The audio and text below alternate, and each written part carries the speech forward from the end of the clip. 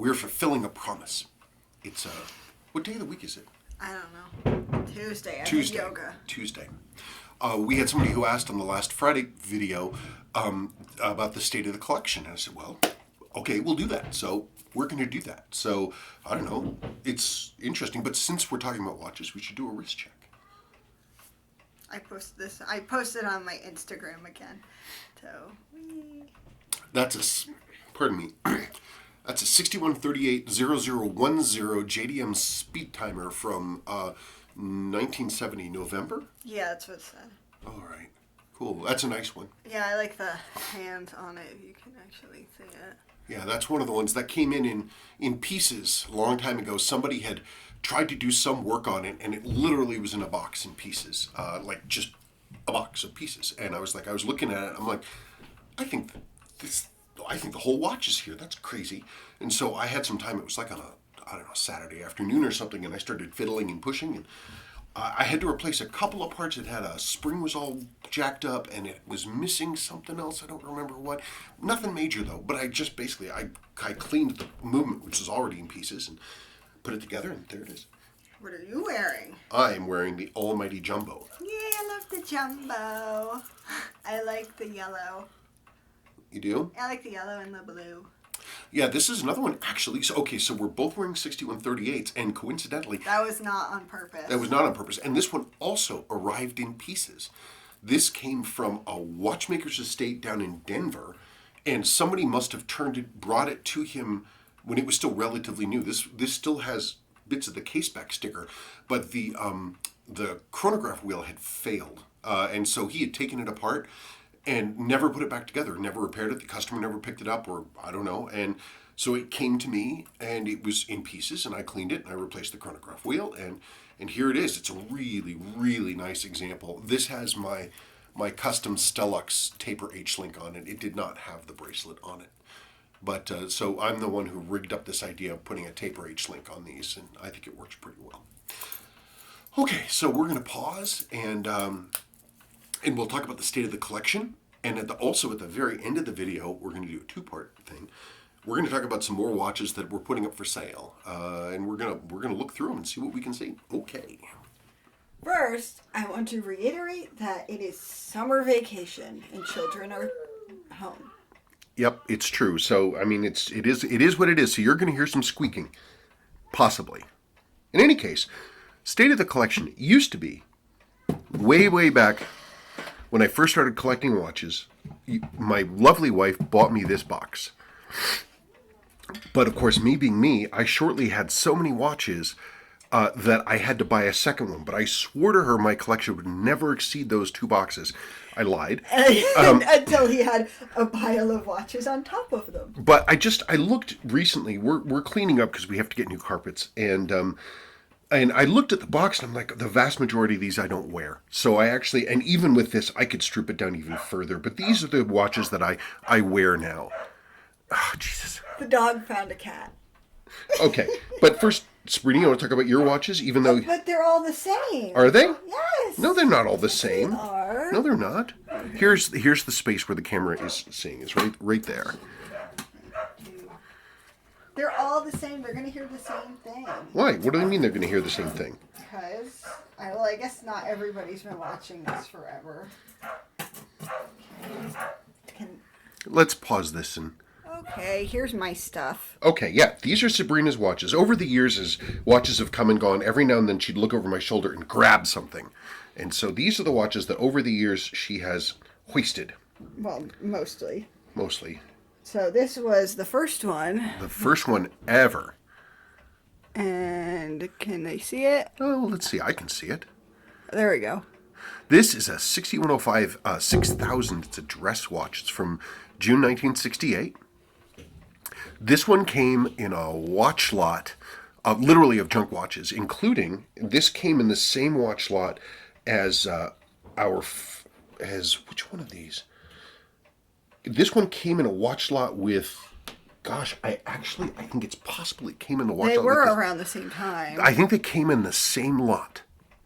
And I was actually interested in this, and I didn't know what this was. And you kept saying, the movement's worth more money. Well, it is. I know. It's a 6105A movement. But this, there were like 8 watches in the lot, and they were all just, oh Lord, they were beaten. This one, the crystal was smashed. This is a DTU something or other, something or other, something or other. It's the Benris hacking model of the issue wristwatch. It's from March of 1964. Yeah. You can see it. 65. Was it 60? Oh, it is 65. Look at that. You're smarter than me. Anyway, but this one, the crystal was smashed. The hands were flattened. The loom on all the dial looked okay, but I had to actually reloom this and restore the original hands. But that's the original hands. I need to service this movement again. It's been far too long. Wasn't that one of the first things you ever loomed? Yeah, it was. And I had to look up online the original government specs for how this thing was supposed to be loomed. I remember, funny story, the first time you ever loomed, because you didn't know how much to make, and you made like 10,000 tons of loom, so I had him loom all the clocks in the house. Oh, it's true. We have our bathroom clock is a Soviet submarine clock. And I was like, I've got so much of the stuff. So I loomed the dial on the hands on that thing. And you know what? It comes in handy. Yeah. I read that clock in the middle of the night. So do I. Yep, there it is. Anyway, but this was the first one. This was it. And she wore this obsessively for a long time. Doesn't really wear it much anymore. But boy, I gave this movement everything. I know. Everything. I'm a one-watch person. And I recently serviced this. I think I serviced this like 2 or 3 months ago. Yeah, but I always wear this one. Where am I? Right there I am. That's what she wears. There you go. That's a scoop of ice cream. I don't know why he says that. So that's my Robert Redford sub, and I love it, and that's what I wear. Pretty much that's what she wears. When we were up in Glenwood Springs recently, she did wear this though, which is pretty cool. It's a mod made by Matt Ostrowski down in Denver, and it did really well. Obviously, and we talked about that. It went into the hot pools and everything. And here's my jokey Casio. Why is it a joke? Well, because I've been yelling at him for years that I wanted a Back to the Future Marty McFly watch, and then he said, "Oh, well, you don't know if they're going to actually come and be any good." And I was like, "Oh, okay." And then I bought a $15 watch. So this is the modern version. Yeah. This is what, a CA53? I don't know what's it say. I don't know. His was a CA50. I don't know. It's a thing. Hang on. Yeah, 53W. Okay. So you haven't talked about that Vietnam watch or the Baby Ernie. I guess not. Well, you're talking about everything. I am? I don't know. I like Vietnam watches. She does. This is the 6119 Mac VSOG watch. This is kind of the one that this one is seen more commonly, but people really want this one. The rarest one is the 7005, but this one I rebuilt specifically for her, and it's all original loom, that nice green loom. I forget where this one came from. I still every time I see this watch, I have to remember to thank Sean Cody. Sean Cody, thank you. Then you. My astronaut. Your Smastronaut. That's one of the ones I stole because I thought it was cool. Yeah, I still can't believe we got.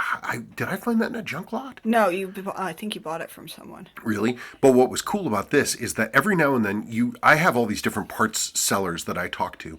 You can't. Seiko discontinues parts almost immediately, so one's only hope most of the time is if you call lots of like really obscure parts houses, sometimes they'll have something. And I found a parts house that had these original inserts, replacements, new old stock from Seiko. They had 3 of them, and I bought all 3. So that is one of the new old stock bezel replacements. I need to actually go back in, because I also was able to find the original seals for the actuating levers that are underneath this. You're poking me. Sorry about that. And I need to go back in and deal with that to make that. Sorry, I'm a shaky person, and I'm kind of drifting around. Anyway, but what? So this is the basically the space shuttle watch. I know. Like, no, I'm telling the people. Oh, you're looking at me. No, I'm not. Yes, you are. Okay, where am I? Baby Arnie. Baby Arnie. You've had that watch a long time. Because I didn't think I could wear the actual Arnie, and now I'm like, I don't care. You can wear the actual Arnie. I meant I thought it was too big. Oh, and now I don't care. So I was like, oh, I'll wear the Baby Arnie. So there's that. That's pretty. What? You sound so bored. Well, it is kind of boring now that I look at it compared to the Arnie. Really? What? But it's such a nice watch. Yeah. And then here's the one that I also used to wear all the time. Oh boy, did I put so much effort into putting that watch together. He got 2 Omegas to let me, because I really like the show Mad Men, and I wanted a Don Draper watch, and he got 2 Omegas to build me one. And Yeah. I prefer darker dials, as you can see, and I picked that one. So It's pretty cool. Yeah, so I have, oh, it's probably buried. I should have found it. I have a silver dialed version of this that's like in basically perfect condition. Though it does need to be serviced, I believe. yeah, but now I got that. Yeah, I know. That's what I wear. Well, no, but in the sense that I've got an Omega sitting around that nobody's ever going to wear, and maybe I should put it up for sale. Maybe. That sounds like a good idea. Yeah, this one's cool because it actually has some. The silver dial is perfect. It's perfect dial, but this one actually has this sort of crazy like tobacco flake going on in the dial, and that's not stock. It's patina. Yeah, I really like that. Yeah, and it's really unusual, and it's a nice look. The only problem with the white one is that the silver dial is that it says automatic on the dial, but it's not an automatic. It's hand wind only. Weird. Yeah, and the case is, I don't know. I have to look at it again, but it's like the case is not meant for. It's something. It's a Franken. Yeah, I think so. But it's still lovely. It's still pretty. Okay, now let's talk about your stuff. Oh, goody. First, let's talk about what you were just asking me. Which is? My opinion. Oh. Let me get this thing off. Now, I have in my life watches, I've owned damn near every Seiko variant you can imagine. I've had everything. You haven't. All the main 6139s and all There was something that you're like, I wish I had that, but I don't, and I can't remember what. There's almost nothing that I haven't owned. I've never owned a Sunrise. I don't know though. It's a specific 6139, 6000 blank. Okay, so I'm really shaky. Can Sure. you hold these? And I'm sorry if I'm loud. I'm right next to the microphone. Everything's cool, honey. Okay. Anyway, he was asking me, since I was wearing that one, which one I preferred. And it required a lot of thought because I like the hands on this one. I think they're kind of cool. But I have to say I prefer this one because there isn't as much text on the dial. And I kind of like how it has no loom. Yeah, this is Seiko went a couple different ways with their JDM speed timers. This is the 5 Sports, which means it has loom. It's a loom dial. It's got loomed hands. These are the short arrow tips. They're actually pretty rarely seen, only in the very first generations. But then they came up with just the plain speed timers, just as Seiko speed timer, no loom. So the hands are just white. Why didn't they have loom? Or did any other watches not have loom? I don't know why they didn't. It's something peculiar to Seiko and their speed timers. They did it in a few different places, like some of their 7A. What if you're timing something at night? I don't know. How stupid. No idea. But that's the thing. So these are not loomed. But yeah, this one's really nice. That's the original correct JDM bracelet for it. Again, that's the only one we've ever owned. It's totally unfaded. Really nice watch. But this one you could wear every day. This one you don't have to worry about protecting at all. Can I have it back? Sure. Well, since we're on that particular subject of things being wearable, this is Bananas. Is it bananas? I think I've always thought they were wacky. Well, it's a 6138 7000 slide rule chronograph, okay? So you've got the inner and outer thing here, plus a cursor ring, which we have the rights to. I could make these, more of them, but there's a lot of them on the market that Jonathan produced. He made so many that stocks still haven't run out. We actually sold a huge amount of our stocks to Harold Ing, and so he is selling those.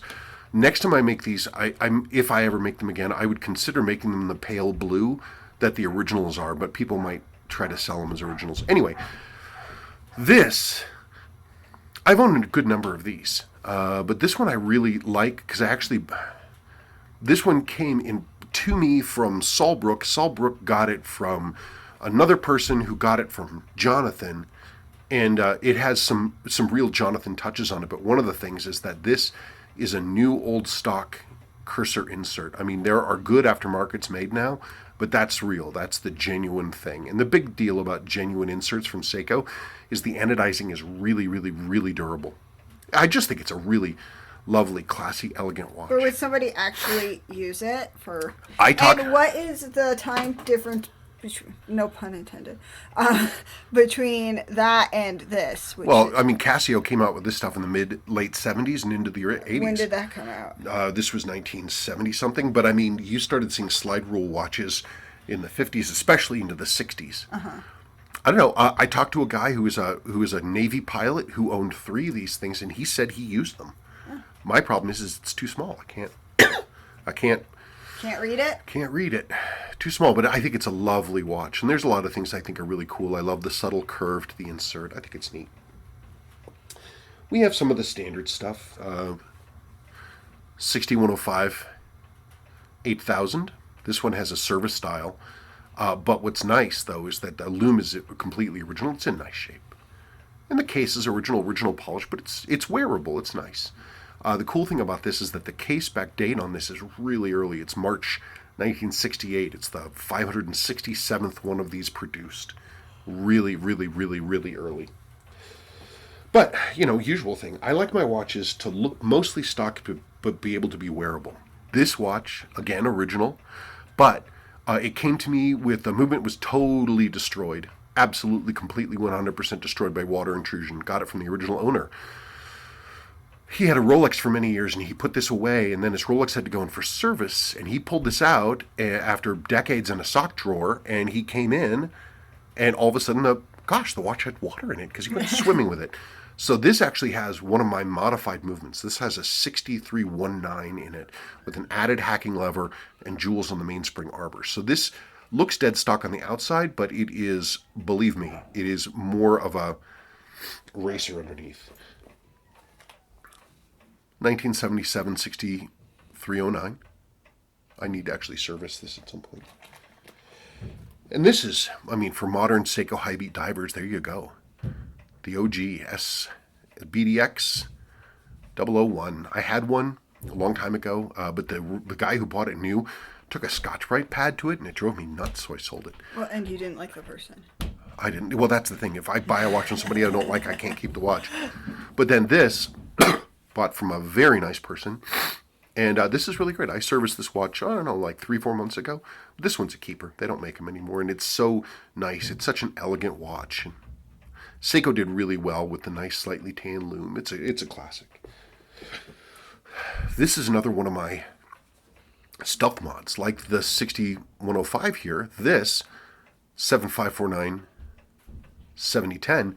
You'll notice it's running. It's not ticking. It's running.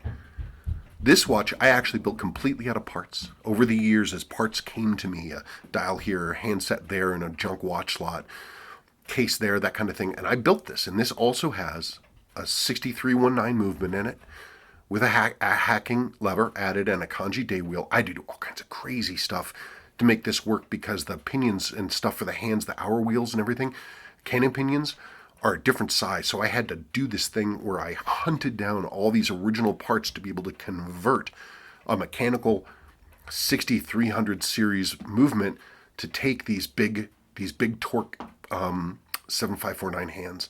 I did it. Mm-hmm. That was the thing. I actually had to go through one tiny parts house who had a contact within Seiko Japan. And Seiko Japan, they were able to get me the parts I needed, and that was the last that they ever had. Wow. I still have some of them. This is kind of a daily. I love this thing. When it first came in, I was like, I don't know, it's too big. But it's so nice and wearable and legible, and Sebastian loves it because... He says, ooh, it's a balance. Look, balance, it's the balance. He loves this thing. He loves this watch. So it's nice. You can read it. It's got a independently adjustable GMT hand. It's really nice piece. Glycine Airman. This is the DC4 variant. There's just lots of things I like about it. You got this nice curved side and a little angle on the insert there. It's a nice watch. It's really earned its place here. Then, well, this one. Basic old moon watch. But when I got this, I talked to Sabrina. I'm like, I had one and I shouldn't have sold it. And I sold it. And she's like, okay. And I found a good one. It needed servicing. And I got it for a very good, decent price. And then I finished servicing it. And she said, that is going to be Sebastian's watch. So I never, ever get to sell this. But I like this watch a lot. I do too. It's got the box and everything, all that kind of stuff. It's a lovely watch. This thing's a classic for a reason. Okay, and then what started the change of the ship? Well, you know what? I'm going to leave these to last. We have a few more watches down here. My SUN 019. I bought this to celebrate, I think, 2 years of successful business or something less like that. This is one of my travel watches. This went to Florida with us. Seiko did a lot of things right with this. I especially love the light tan of the lume. I'm not a fan of the kinetic movement. I think the technology is flawed, but the watch itself I like. It's too large. I wish it was ever so slightly smaller, and the bracelet is unwearable. It's like wearing a boat anchor on your wrist. Pardon me, I'm still fighting a cold. This is my Sin ST103. I replaced the original crackle finish bezel with this old style countdown bezel, which I got from Sin. I just wrote them and they provided one to me. But it's a lovely watch. This came to me out of Tokyo, and I got it for, I think, 40% of retail because somebody had, scratched the heck out of the crystal, but I polished it clean. It's a really nice watch. I like it a lot. This one.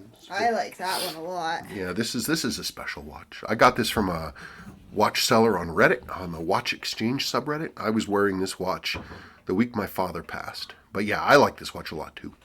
It's a nice watch. This is the poor man's Heuer, is what they call it. It's a version of the Heuer Pasadena, and it was made by Heuer for Leisure.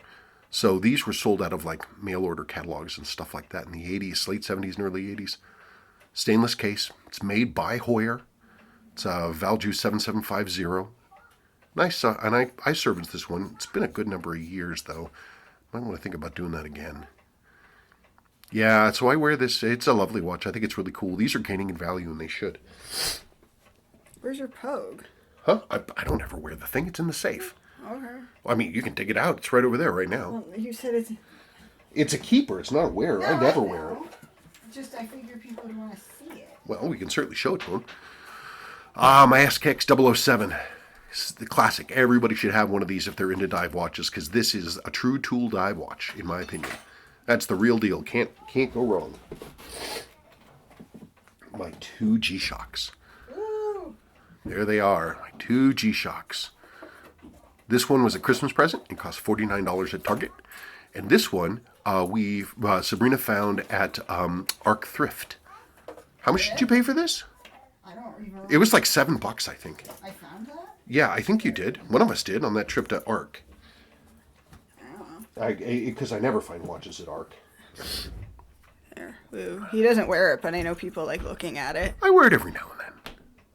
Yeah, this is a true Pogue. This is November 1971. This is original in every respect. Real big thing. Every now and then I'm like, I never wear this. I'm like, I should sell it. I'm like, Nope. I will never be able to replace this watch. You just can't do it. Here, honey, let me give you that back. Do you want to show them? Oh, I suppose. Cornerstone of our investment collection. My 6159 7001. It was owned by Captain Dubs. He was in the United States Army. He was a pilot. He bought this in Vietnam. Really an amazing piece. The very start of our series collection, we had to take out a little teeny tiny bank loan to buy this thing. And now I think about how little we paid for it. I'm like, wow. Pretty amazing stuff. So I have a lot more watches, but these are the watches I wear. This is a criminally forgotten watch. This is the SAA 003K. Again, it's a slide rule watch. But it's a really nice throwback piece. It's 4R37. And Seiko didn't make these for very long, and it really is criminal. They're beautiful. This is one of Larry Bullinet's. This is Uncle Seiko's recreation of the Z199. I think they're lovely watches, and they're almost never seen. They were supposed to be a world killer. When they were coming out, people were like, that's going to be the one. That's the future classic. It's got everything, and it is a beautiful watch. Seiko hit it out of the park, but they stopped making them, and that's it. Nobody remembers them anymore. That's just too bad. This is a watch that I have not serviced, but I will. This is the Grandfather Tuna 6159. And this one is actually an incredibly rare variant. This is the North American variant. This is the 6159 7019. Wait, let me see. Yeah, that's it. 7019 instead of seven. It's almost never seen, and this one's in like basically near new condition. It's in astonishing condition, but it's like I mean the this particular variant 6159 7019 almost never seen. But look at the case back. Look at the finishing on the case back. It's astonishing. And that's all original. I've never opened this. This watch has never been opened. And it's part of one of the reasons, actually, I haven't restored this, because it's like, once I crack this open, then, I mean, as it is right now, it's completely original. It's never been touched. Yeah, but you never wear it. I know. I'd have to service it first. And then, so some of you may know, actually, hang on, I have to blow. So anyway, some of you may remember, but it doesn't matter if you don't. My great uncle, he passed about 1.5 years ago. And my cousin, well, my cousin's husband really, he was helping clean the house out. And he said, hey, I found a couple of watches. I want to send them out to you. And so he sent them out to me. And Uncle Dick was typical for that family. They bought nice things, but they didn't really take care of them. And they had a pool. And this, what year is this? That was 58. No, I think the Omega is 58. Oh. I don't know. My brain doesn't work right now. This early Rolex Explorer, it had flooded. The case had flooded because, of course, he didn't maintain the thing. And it filled with pool water, which is extremely corrosive. And he just put it back in his drawer. And it rusted into a solid heap of crap. And I'll insert some pictures here of what this looked like.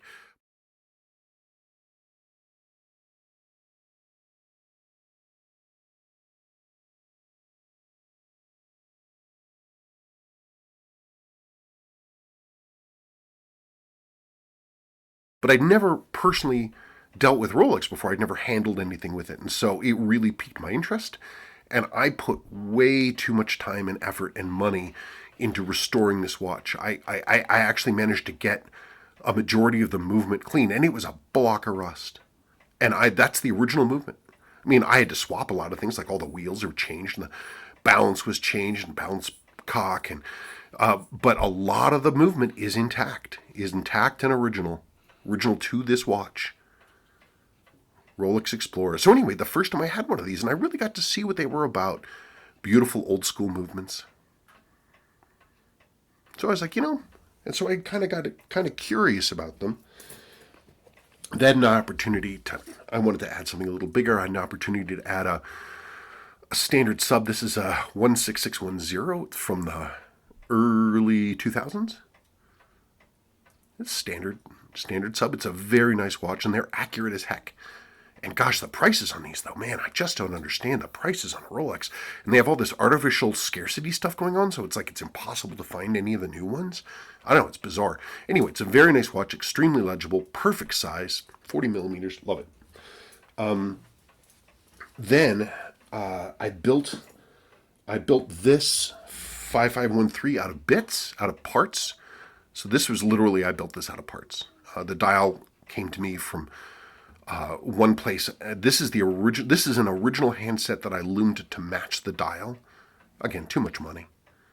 But there it is. It's nice, and I get to wear this one, and I don't have to worry too much about it. Then, of course, the greatest Rolex ever made, my Clint Eastwood, my Rolex GMT Master. And this baby is cool, and I've got everything with this. I've got the box and the papers and extra links. He's just looking at me right now because I hate it. Why do you hate it? Because it's so freaking ugly. Oh, it's so... But look at the beautiful color on the dial. No. Really nice. The only thing is the bracelet was badly, badly worn, so I had to actually find a second bracelet. I found it on eBay that was also worn, and I had to basically use them together to make one complete bracelet. This is the import JB Champion bracelets. Rolex was trying to avoid tariffs for a while in the late 60s and early 70s, so they contracted with companies in the destination countries to make bracelets there so that they weren't importing a complete watch. It was a head-only thing. So this is the JB Champion. That's solid gold there and stainless. It's a very comfortable bracelet. This also, by the way, that's a JB Champion as well, so it's the same thing. Anyway, I just love it. I think it's lovely. I think she's a crazy person. Whatever. Anyway,